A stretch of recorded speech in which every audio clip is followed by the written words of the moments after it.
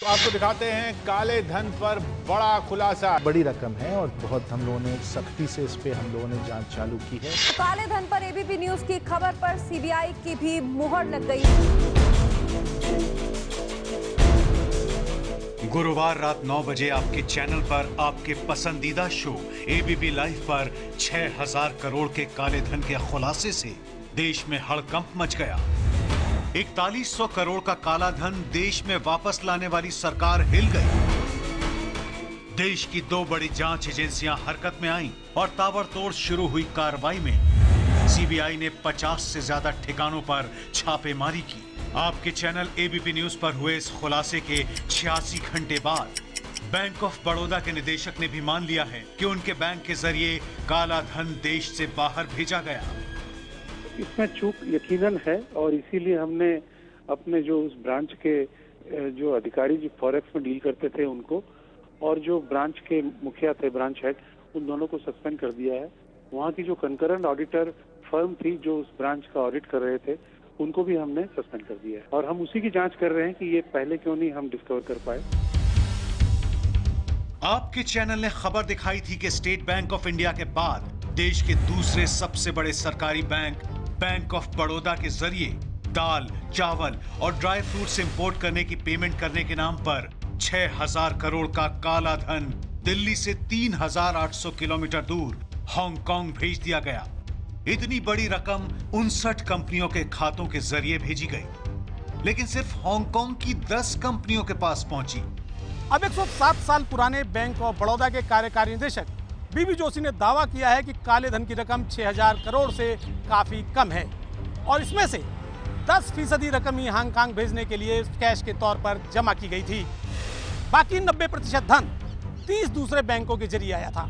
ये जो 6000 करोड़ का जो फिगर मार्केट में चल रहा है, सबसे पहले तो मैं आपको ये बता दूं कि ये अमाउंट इतना नहीं है, इससे काफी कम है। बीच में एक खबर आ रही थी कि कैश के द्वारा हुआ है। ऐसा नहीं है, पूरा अमाउंट कैश के द्वारा नहीं है। लगभग 10% इसमें कैश आया हुआ है और बाकी 90% पैसे बाकी के बैंकों द्वारा आरटीजीएस और एनईएफटी से आए हैं। बैंक ऑफ बड़ौदा के डायरेक्टर जिस आरटीजीएस और एनईएफटी तरीके की बात कर रहे हैं, वो नेट बैंकिंग यानी इंटरनेट के जरिए पैसा ट्रांसफर करने में इस्तेमाल किया जाता है।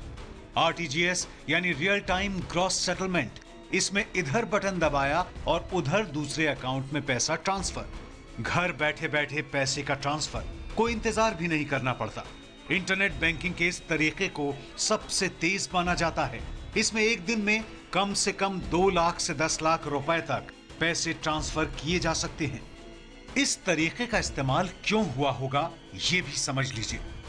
नियम के मुताबिक अगर $1 लाख यानी करीब 60 लाख से ज्यादा रकम एक साथ भेजी जाती तो सरकार को इसका पता चल जाता, क्योंकि सरकार ने ऐसे सिस्टम बनाए हुए हैं जिनके जरिए $1 लाख से ज्यादा की रकम बाहर भेजने पर सरकारी एजेंसियों को जानकारी मिल जाती है।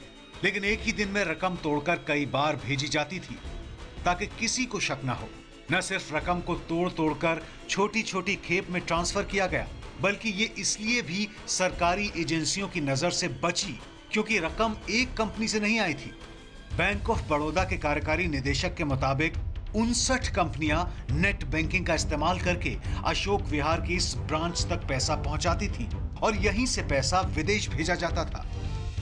घोटाले की शुरुआत जुलाई 2014 से हुई थी। दुनिया भर में 25 देशों में काम करने वाले बैंक ऑफ बड़ौदा में 59 कंपनियों ने 59 करंट अकाउंट यानी चालू खाते खुलवाए थे।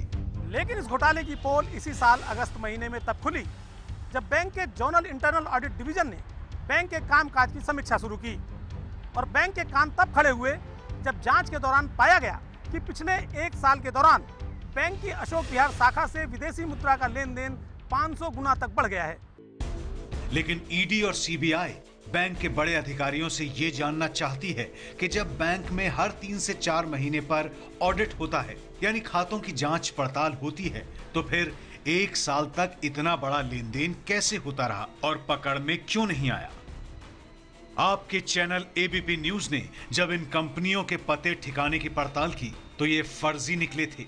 सीबीआई के बाद अब तो बैंक ने भी मान लिया है कि कंपनियों ने फर्जी पते दिए। नॉर्मली जब एक करंट अकाउंट ओपन होता है तो पैन कार्ड, दो किस्म के आइडेंटिफिकेशन लिए जाते हैं। एक तो व्यक्ति का आइडेंटिफिकेशन जो उस खाते को चलाएगा, और दूसरा एड्रेस।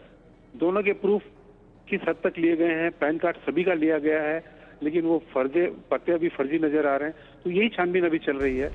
पूरे मामले पर जिन पर शक है, सीबीआई और ईडी उनसे पूछताछ कर रहा है।